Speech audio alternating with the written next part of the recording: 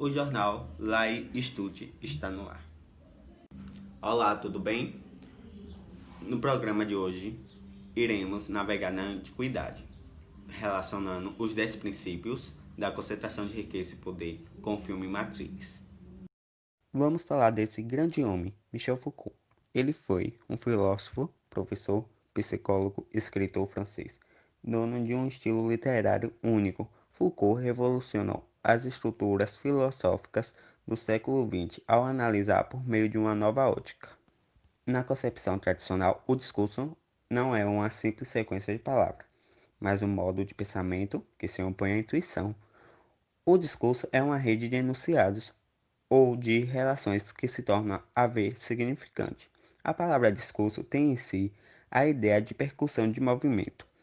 O objeto da análise do discurso é estudar a língua em função de sentido.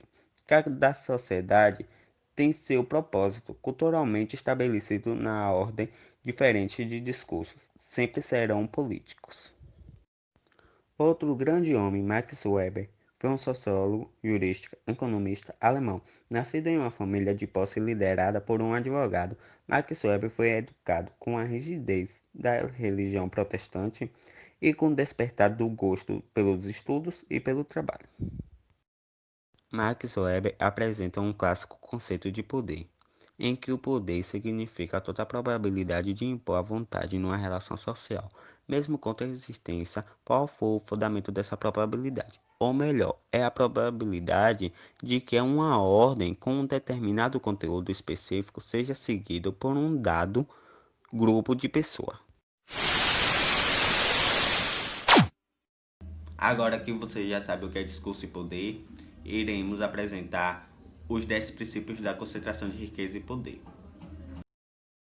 Noemi Cosme apresenta sua visão de como a riqueza e a influência se concentraram nas mãos de poucos nos Estados Unidos e no mundo influenciam e distorcem a democracia.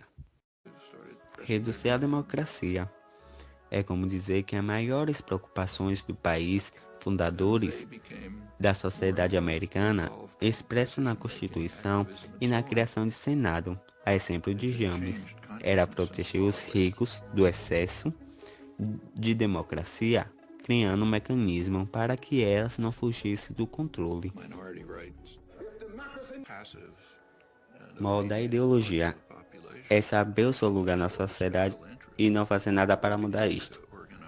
Nos anos de 1960 e 1970, os Estados Unidos vivenciaram uma explosão de movimentos sociais, com os negros, as feministas, os gays e os ambientalistas, exigindo a voz ativa na política e lutando pelos seus direitos.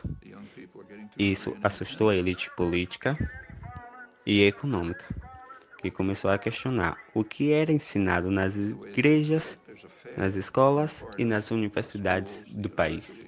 Seja na escola, na rua, na igreja, em outros ambientes, existe um modo definido de como agir e pensar.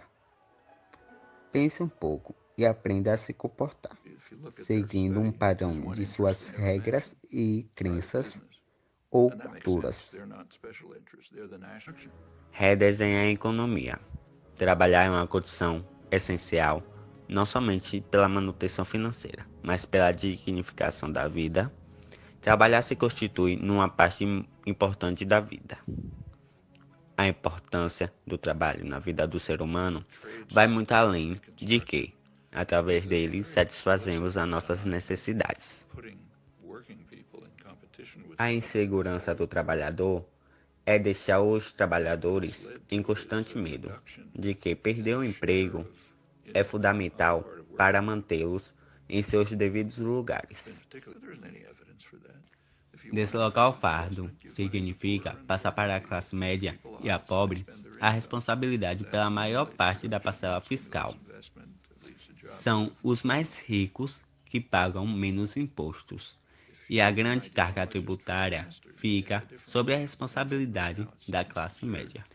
Atualmente, os impostos para os mais ricos foram reestruturados. Desse modo, eles passaram a pagar menos impostos, enquanto a parcela mais pobre da população está contribuindo cada vez mais. Atacar a solidariedade é fundamental para a manutenção da desigualdade.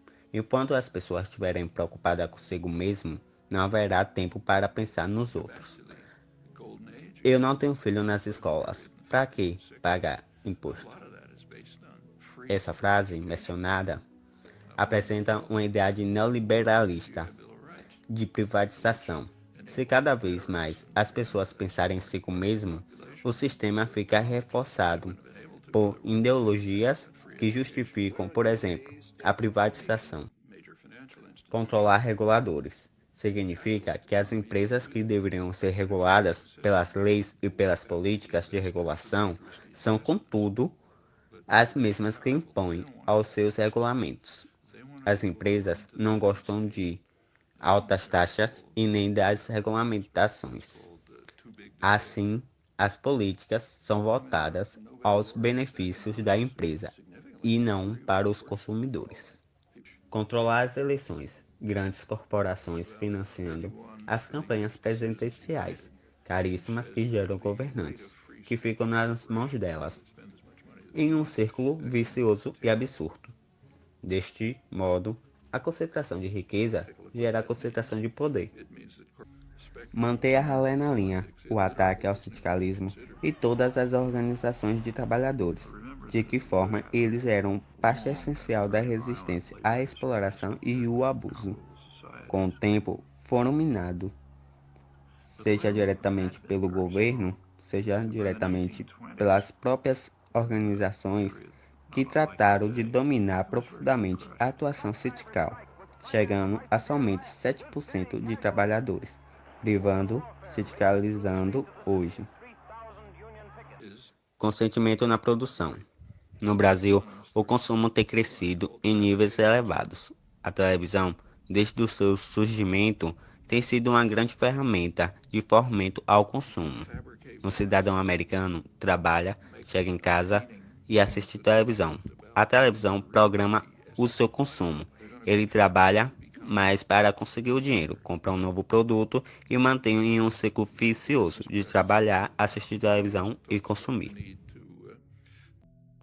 Marginalizar a população, no sentido de excluir o povo das discussões principais da participação democrática, minando o controle social e gerando cidadãos apolíticos, que se lutar num ódio à política e ao governo absolutamente cego, é claro, promete os maiores interesses na melhoria da sociedade, o próprio povo.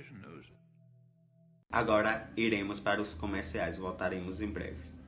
Dizem que temos a melhor estrutura. E temos mesmo. Uma estrutura grandiosa que oferece segurança, estacionamento e uma mega biblioteca, praça de convivência com cantinas e food trucks, centros de tecnologia e inovação com mais de 40 laboratórios, 2 centros de saúde e uma super clínica escola, hospital próprio e um centro de treinamento esportivo para campos de estágio e muita beleza. Vem viver a melhor em tudo. Vem viver a UNEF. Agora, ao vivo, iremos falar sobre o filme Matrix. O filme Matrix acompanha a aventura de Neo, um jovem hacker que é chamado para um movimento de resistência, liderado por Mor-Bel, na luta contra a dominação dos humanos pelas máquinas. Mor-Bel lhe oferece 2 comprimidos, de cores diferentes. Com um, continuará na ilusão, com outro, descobrirá a verdade.